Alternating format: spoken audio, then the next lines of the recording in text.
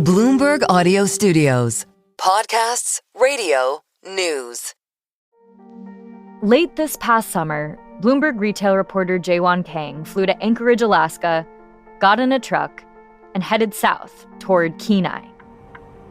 You're surrounded by these really majestic mountains, and it was summer, but you could still kind of see like snow on the tip of the mountains. It was sort of the calm before the storm because, a few months after that trip, the weather would have started getting pretty harsh. And this here will turn into big chunks of ice. Jaewon was riding shotgun. In the driver's seat next to her was a trucker named Leslie Scott. You see those mountains, it's pretty mellow right now, but sometimes it can be pretty treacherous. Leslie has been driving trucks for nearly a decade. For the past few years, she's driven with a partner, Michelle Salicki. They call themselves Thelma and Louise. They even have a shared TikTok account. Okay, Michelle, I'm making a video. Was the breakfast good? I'd go there again. Even though Leslie makes me walk a mile. Leslie and Michelle don't fit the typical truck driver profile. More than 90% of truck drivers in the U.S. are men, according to the Bureau of Labor Statistics. A lot of drivers still will say, "Oh, are you driving with your husband?" They're shocked to see two women up here, especially our age. Leslie is 58. Michelle is 69. The median age for a truck driver in the U.S. is about 45. Leslie and Michelle drive for Walmart. And right now, the company is making an effort to recruit more drivers because the trucking industry is at a critical juncture, and the decisions its biggest players make now could affect their ability to meet the increasingly insatiable demand of American shoppers in the years to come. The current workforce, a lot of people will probably start retiring within the next, 10 years or so roughly. And so the big question is, do we have enough people who can replace those people who are going to be leaving the workforce? I'm Sarah Holder, and this is The Big Take from Bloomberg News. Today on the show, the U.S. trucking industry at a crossroads. An aging workforce, chronically high turnover, long hours, and inconsistent pay. How Walmart is trying to change trucking to appeal to people who might not otherwise find themselves behind the wheel. If you've ordered anything to be delivered this holiday season, or even bought something in a store, there's a good chance it got to your doorstep or onto those shelves because of a truck driver. The job of being a truck driver is really important in this country. I mean, it's estimated that about 70% of freight is handled by commercial truck drivers. According to the shipping firm Pitney Bowes, 11.5 billion parcels were shipped in the U.S. back in 2016. By 2024, that had nearly doubled to more than 22 billion parcels. And moving all those packages across the country isn't easy. It's a really tough job. I mean, generally speaking, you're spending hours every day driving. You're spending days away from your loved ones, sometimes spending weeks away from your home. Depending on who you work for, you might be asked to help unload and load all the goods in the truck. So that's physically demanding. It's one of the hardest jobs I've ever done in my life.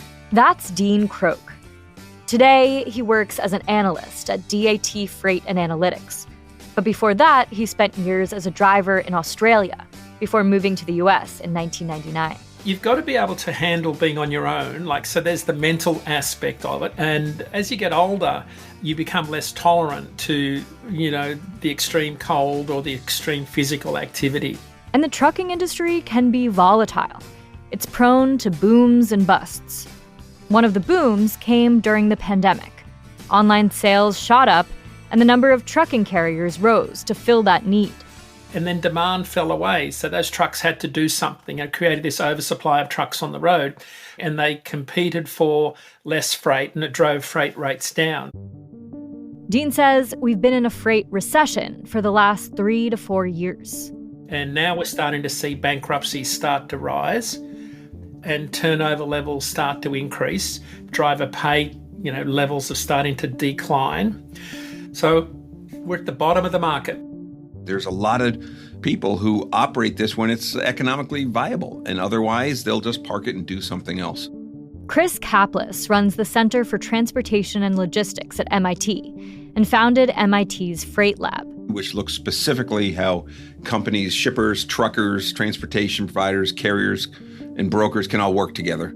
Chris says that for all these industry players, driver retention is a big issue. Turnover is pretty high. Sometimes for a lot of carriers, it's 100%. Doesn't mean that every driver leaves, but you have some that leave in much shorter periods of time. That means you might be going through multiple drivers in one position, even if others stay on. That's expensive for carriers. Chris says one reason for the high turnover is how drivers are paid. Drivers typically only get paid when they're hauling loaded miles. The empty miles are when they're going to position to pick up a load. And so if you get delayed for loading, you might get pushed 2 or 3 hours. That pushes off everything that you have down the line. So the real challenge is that the driver pays that price because they can't make up that time. In 2013, the government capped how long drivers can be on the clock during an average week at 70 hours. Each day, they can work 14 hours, only 11 of which can be spent driving. And most drivers don't get paid for the time they spend on the loading dock. So if drivers spend too many hours waiting around without pay, that means fewer paid hours on the road. You've got no idea how soul-destroying sitting around waiting is. Dean Croke again. I probably spend a third of my working life sitting on shipper loading docks waiting to get loaded and unloaded and losing thousands and thousands of dollars in the process. All that leads to a really unpredictable schedule, which makes the job a tough sell, especially for people with families. One of the things that drives drivers absolutely insane is not having consistent start and finish times. Like, one of the things we found that increased driver turnover rates, like as in quitting, was when the drivers didn't get home when they were promised. You could be stuck in traffic and not get home for an hour later. And that's very difficult if you've got childcare and you have to pick up someone at 4 p.m. Really difficult industry to work around those fixed deadlines. Even for truckers who do get more consistent hours, the days can get really long. As a primary carer, a 12-hour day just doesn't work. I need someone to look after my children, whether I'm male or female. Like that, it's a really difficult industry to work in, even if I'm going to be home every night. Then there are the challenges that disproportionately affect women drivers. Here's Bloomberg's Jaewon Kang.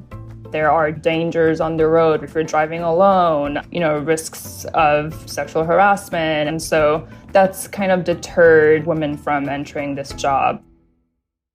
So how are companies like Walmart trying to recruit the next generation of drivers before the current workforce retires? That's coming up.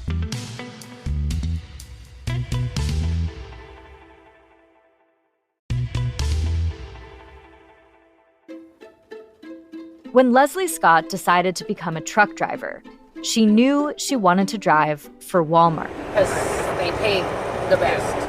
They paid the best. Walmart started to anticipate a trucking crunch more than a decade ago, when those new caps on driver hours were introduced. To get ahead of it, the company ramped up its recruitment and retention efforts for its private fleet. In 2023, it launched something called the Associate to Driver program. Here's Bloomberg's Jaewon Kang. They're basically tapping their existing employees who work at their stores or on the front lines and training them to become truck drivers by covering the costs associated with, learning and getting the commercial driver's licenses, which, cost thousands of dollars. And already about half of their new drivers come through that program. And they, that's something that they want to keep investing in to build their pipeline. Walmart has given its drivers more predictable schedules and Wi-Fi-equipped trucks. For safety, it pairs up drivers on its most treacherous routes, like the one in Alaska that Leslie and Michelle drive. Leslie and Michelle both earn about $135,000 a year. That's about twice what a typical U.S. trucker makes. Here's Leslie. This pays a living wage. I can support my family comfortably with the amount of money that I make. Leslie says the job still has its challenges, especially on the Alaska route she's driving. She's encountered hungry bears on the road, faced extreme weather and dangerous winds, and had to deal with the constraints of her schedule. It took me 2 years to get a mammogram. The sedentary nature of the work has taken a toll, too. Since she started driving, Leslie gained 70 pounds and had to have bariatric surgery last year. Still, having Michelle as her driving partner makes Leslie feel more secure on the road. Leslie also says she feels a lot of job security. This is the first job where she feels like if she were to quit, she'd have another offer in no time. Leslie just loves what she does, and she thinks the trucking industry as a whole could do more to bring other women on board. I think we need to entice more women to do this, especially in my age group, because we are the free ones. Most of us have raised our children, and we're also proven fact to be the safer ones. We're more cautious. You know, they say we don't have big accidents. Get all the grannies out here. That's my mantra. We'll fix the world, the grandmas. Today, about 18% of Walmart's truckers are women, according to an estimate from the data firm Revelio Labs. That's nearly double the rate of competitors. But high pay isn't enough to combat some of the other factors keeping women out of the industry, like the long and often unusual hours. Leslie, for example, was actually always interested in becoming a trucker. But it took until her kids were out of the house for her to feel like she could make it work. I asked Dean Croke, the analyst for DAT Freight and Analytics, how the industry overall is doing with recruiting women and younger drivers. He said there have been some improvements, some redesigning of how trucking works. We are doing better. So the pandemic drove a lot more warehouses closer to urban populations. So when we were at home during the pandemic ordering things overnight, that drew a lot more warehouses that staged our freight closer to us. So what that created was a lot more deliveries in smaller vehicles closer to our homes. That created a whole new set of jobs. Some of those are gig economy jobs, people using their own vehicles to drop packages on doorsteps in the middle of the night. But there's been a whole new economy around small box trucks and straight trucks and smaller vehicles delivering freight in that sort of maybe 100-mile radius. So there's a lot of growth in that particular market. There's also a lot of growth in what I call day cab work. So what the industry is doing a lot more of, and what it can do more of, is make vehicles and jobs and routes and freight networks more conducive to jobs that get drivers home every night. But at the end of the day, Dean says making this job appeal to more people comes down to changing how a majority of drivers are paid, offering annual guaranteed salaries as opposed to the hourly, per mile, and activity rates that companies like Walmart use. So it doesn't matter how long you spend on a loading dock, you're paid by the salary, you're paid by the hour or paid by the year. So one of the challenges they've got here is drivers have to be paid for the time they spend on the job. So to attract the new generation of drivers to the industry, they have to find a way to pay them for their time and services. In the meantime, new autonomous technologies could transform the nature of the job. I think what you'll see is that trucking will become different. Technology, I think, will help bridge the gap. Instead of me trying to stay awake between midnight and 6, technology will take over and assist me through that worst period of the night. If you think about a current truck driver, you have an autonomous vehicle going along Interstate 40 out near Laramie and it has a flat tyre. Someone's got to put the warning triangles out.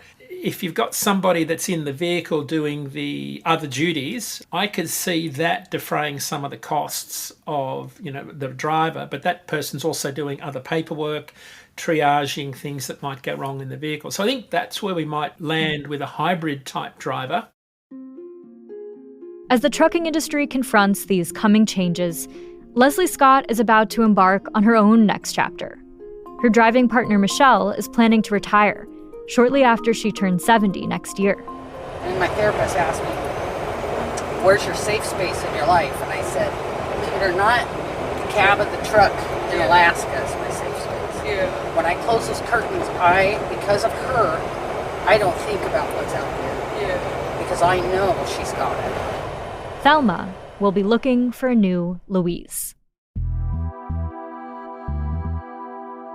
This is The Big Take from Bloomberg News. I'm Sarah Holder. To get more from The Big Take and unlimited access to all of Bloomberg.com, subscribe today at Bloomberg.com/podcast offer. Thanks for listening. We'll be back tomorrow.